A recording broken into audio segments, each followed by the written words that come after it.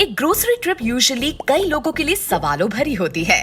कौन से ब्रांड का कोल्ड ड्रिंक ले, कौन से ब्रांड का फ्रूट जूस ले, कौन सी ब्रांड की आइसक्रीम ले, कौन से ब्रांड का मिल्क ले। उफ, इतने तो कंफ्यूज हम अपने एग्जाम्स में भी नहीं हुए होंगे जितना हम इतनी वैरायटीज को देखकर होते हैं। किस ब्रांड को चूज करें, कौन सा ब्रांड हमें उबर कूल दिखाएगा और फायदे का भी सौदा होगा। ये डिसीजंस हम भले ही कुछ ही सेकंड्स में ले लें, लेकिन इनके पीछे की कंपनीज प्रोडक्ट को मार्केट करने से लेकर आप तक पहुंचाने तक कड़ी मेहनत करती है, जिसके पीछे बिलियन और डॉलर्स चले जाते हैं और साथ आती है एंडलेस वॉर्स। ये बिजनेस राइवलरीज एक फिल्मी बैटल जैसी है। इसमें एंटरटेनमेंट, रोना धोना और गाना शाना भी है, जिसका चलन मिडीवल एरा से हुआ। आज कंपनीज की तू मैं हमें ट्विटर, फेसबुक और सोशल मीडिया हैंडल्स पर दिखाई देती है। वाकई ह्यूमैनिटी ने राइवलरीज में अच्छे से इवॉल्व किया है। तो कौन है ये राइवल कंपनीज जो आई एम द बेस्ट का नारा लगाते हैं? दोस्तों, जागे क्यूरियस पंथी। Nike versus Reebok. एक है जस्ट डू इट, दूसरा है टू बी मोर ह्यूमन।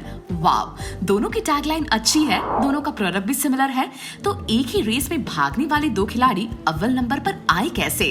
अब मिले इस रेस के कंटेस्टेंट्स, यानी नाइकी के फाउंडर फिल नाइट और रीबॉक के फाउंडर पॉल फायरमैन।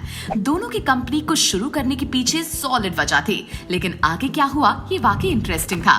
नाइकी ने मार्केट में आते ही सबसे पहले मेजॉरिटी ऑफ पॉपुलेशन यानी कि मेल को टारगेट किया, जो कि ठीक भी था क्योंकि Reebok was then handling women sneakers, जिसकी वजह से इस रेस में थोड़ी टाइम के लिए रीबॉक आगे निकल गया। लेकिन जैसे ही नाइकी ने जॉर्डन का हाथ थामा, पूरा का पूरा गेम ही बदल गया। माइकल जॉर्डन का सुपरस्टारडम और एयर जॉर्डन ब्रांड का एक साथ मिलना नाइकी की रफ्तार को इस रेस में काफी तेजी दे गया। लेकिन रीबॉक ने भी बास्केटबॉल प्लेयर शकील ओनील को साइन कर नाइकी को करारा जवाब दिया। लेकिन ब्रांड के लोगों का हाइड एंड सीक यहाँ खत्म नहीं हुआ। नाइकी एम्बेसडर जॉर्डन ने तो ओलंपिक्स में यूएस फ्लैग को ऐसे पहना जिससे रीबॉक का टाइटल ही छुप गया। जिसके बाद फिल नाइट ने रीबॉक पर तंज कसा जब उन्होंने $25,000 कंट्रीब्यूट किए controversial figure skater Tonya Harding को, जब उन्हें अक्यूज किया गया for a vicious attack on a rival Nancy Kerrigan who was a Reebok athlete during the 1994 winter Olympics. वैसे नाइकी ब्रांड एम्बेसडर्स को साइन करने में जस्ट डू इट एटीट्यूड रखती है, इसीलिए तो Andre Agassi, Pete Sampras, tiger woods जैसे बड़े नाम हैं इनके पास, जो रीबॉक को इन कंपैरिजन बहुत छोटा दिखाती है। 2005 में भले ही एडिडास ने रीबॉक को खरीद लिया, लेकिन ये कहना गलत नहीं होगा कि फिलहाल रीबॉक पीछे चल रहा है। Coke versus Pepsi. कोक ले या पेप्सी, दोनों को ही आपके फेवरेट स्टार्स एंडोर्स करते हैं। तो in support which brand to choose? दोस्तों, ये राइवलरी ऐसी है जो सालों से चली आ रही है, क्योंकि पेप्सी जब लॉन्च हुआ तो उसने आते ही कोक को किनारे कर दिया, क्योंकि पेप्सी सिर्फ ज्यादा क्वांटिटी नहीं बट नो एक्स्ट्रा प्राइस पर आया। ये कहानी बड़ी फिल्मी है। कोक की फैमिली ने आज तक पेप्सी को नाम से नहीं बुलाया, बस उसे द इमिटेटर कह के कहा है। लेकिन पेप्सी को क्या फर्क पड़ने वाला है? Pepsi didn't give a damn। वो तो अपनी एक के बाद एक एग्रेसिव प्रमोशंस करते गए, लोगों को अपने ब्रांड की ओर खींचते गए, जिसे धीरे धीरे कर पेप्सी ने कोक के मार्केट शेयर को ओवरटेक कर दिया, जस्ट लाइक दैट। और 1979 में कोक को मजबूर कर दिया वो करने के लिए जिसे कोक अब तक पछता रहा है, अपने ही फॉर्मूला को बदलना और इंट्रोड्यूस करना, द न्यू कोक। जैसे कि आपको पता है, न्यू कोक आते ही बुरी तरह से फेल हो गया और पेप्सी तो स्लो डांस कर रहा है on the stairway to never ending success. तो क्या कोक का न्यू फॉर्मूला मार्केट्स में चल पाया या फिर पेप्सी आगे निकल गया? जी नहीं, कोक बुरी तरह से फेल हो गया और रिस्पॉन्स काफी ज्यादा सैड था। 400,000 लेटर्स जब कोक को मिले demanding the new Coke to be banned, तब जाकर इन्होंने डिस्ट्रीब्यूशन रोका और पुरानी कोक का डिस्ट्रीब्यूशन फिर से शुरू किया। इसीलिए आज भी कोक नंबर 1 पोजीशन एंजॉय करता है with different selection of Cokes, और पेप्सी बेचारा अब भी दूसरे नंबर पर है। Marvel versus DC. Guys, we know ये दोनों ऐसी यूनिवर्सेस हैं जो आपस में हर रोज कोलाइड करते हैं। आप किस आर्मी से बिलोंग करते हैं, मार्वल या डीसी? सुपर हीरोज की ये जंग कॉमिक बुक्स में हमें काफी दिखती है और कुछ ऐसी ही है डीसी और मार्वल के बीच की राइवलरी। एक बात बताएं, कई सुपर हीरोज का इन्वेंशन भी राइवल कॉमिक काउंटरपार्ट्स को ध्यान में रखकर हुआ था।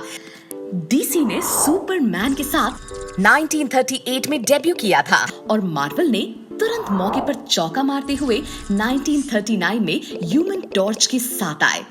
फिर इन 1960 to 61 डीसी's जस्टिस लीग को मार्वल्स फैंटास्टिक फोर ने कंपटीशन दी और धीरे धीरे कर डीसी के एंटायर सुपर हीरो क्लैन ने मार्वल के सुपर हीरोज को काउंटर पार्ट कर दिया। Wonder woman, power princess, Batman and moon night, green lantern and नोआ, Atom and Ant-Man, Green Arrow and Hawkeye and Deathstroke and Deadpool among others. लेकिन असली दुश्मनी तो तब शुरू हुई जब डीसी ने अपनी पहली सुपरमैन फिल्म बनाई इन 1978। ये मूवी लिटरली एक लेजेंड बन गई और सुपर हीरो फिल्म्स के लिए बेंचमार्क, जिससे मार्वल को काफी पीछे छोड़ दिया। तो क्या मार्वल हार मानने वाला था? ओफो नहीं, this is super hero universe. 2000 में मार्वल ने एक्स-मैन के साथ अपना कदम रखा, फॉलोड बाय स्पाइडरमैन। धीरे धीरे कर मार्वल की कई फिल्में कल्ट बन गई और कई लोगों को पसंद आने लगी। लेकिन दुश्मनी अभी बाकी थी दोस्तों। 2012 में मार्वल के एवेंजर्स डेब्यू से लेकर 2017 में जस्टिस लीग तक बॉक्स ऑफिस पर एक के बाद एक मार्वल और डीसी की फिल्मों ने कमाल कर दिया। वैसे इस राइवलरी में सिर्फ और सिर्फ एंटरटेनमेंट तो फैंस का ही हुआ है, जो दोनों ही कॉमिक बुक्स को काफी एंजॉय करते हैं। मैकडॉनल्ड्स वर्सेस बर्गर किंग, ये राइवलरी भी काफी यूनिक है। हम सब कोई फास्ट फूड को काफी एंजॉय करता है, बट द क्वेश्चन इज कि कम दाम में कौन सा फास्ट फूड जॉइंट हमें क्वालिटी और क्वांटिटी देगा और कौन इजी ऑन पॉकेट होगा। सवाल बर्गर का था। हैमबर्गर जो कि अमेरिकन का मोस्ट फेवरेटेस्ट फूड है। सो फिर पूरे देश में बेचने वाले दो कंपनीज कैसे कंपटीशन फेस कर सकती हैं? सबसे पहले मैकडॉनल्ड्स का हैमबर्गर आया प्राइस्ड मेयरली एट 15 सेंट्स, और जब बर्गर किंग को रियलाइज हुआ कि वो मैकडॉनल्ड्स से प्राइस में कंपीट नहीं कर सकता, तो बर्गर किंग ने क्वालिटी और क्वांटिटी में कंपीट करने का सोचा। इसीलिए 1957 में बर्गर किंग ने इंट्रोड्यूस किया द 37 सेंट वॉपर, जो ऑलमोस्ट 2 गुना बड़ा था मैकडॉनल्ड्स के हैमबर्गर से। और इसका पलट जवाब मैकडॉनल्ड्स ने दिया by launching massive burger the Big Mac.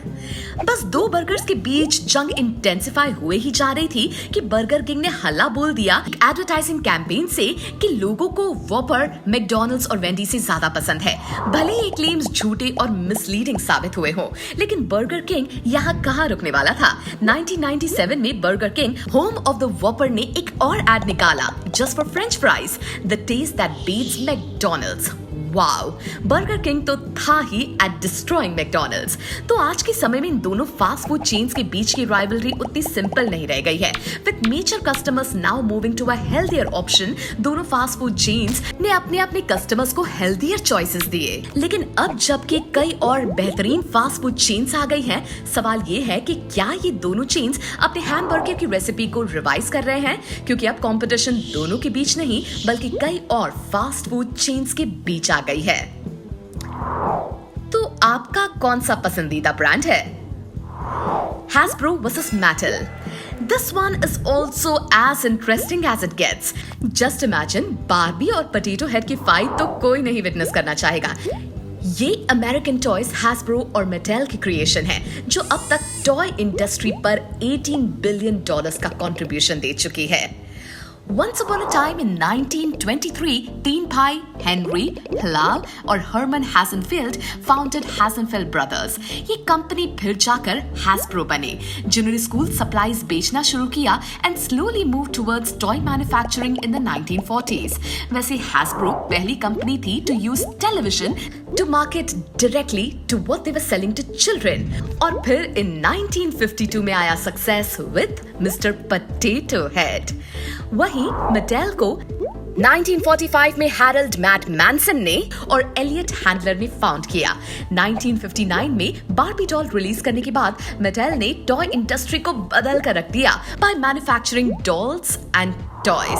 और फिर मेजर सक्सेस आया चैटी कैथी डॉल से in 1960, CNC toys in 1965, Hot Wheels in 1968 ने मेटल को टॉय मेकर नंबर 1 बना दिया। लेकिन मेटल का कंपटीटर हैस्ब्रो आसानी से हार नहीं मानने वाला था। 1980s में लिटिल पोनी और ट्रांसफॉर्मर्स के सक्सेस ने हैस्ब्रो को एक अपर एज दी फ्रॉम मेटल और उन्हें बना दिया one of the largest toy company.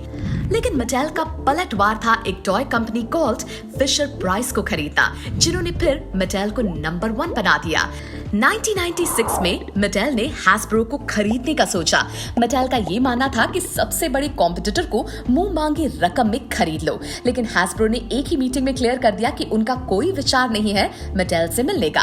Hasbro ने अपनी क्रिएटिविटी को यही नहीं रोका। From generating revenues, making merchandise and also making movies based on their toys, Hasbro went all out, जिससे उनके सेल्स ग्राफ पर काफी बड़ा स्पाइक आया।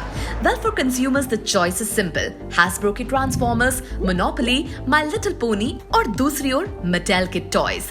आप किस साइड पर हैं?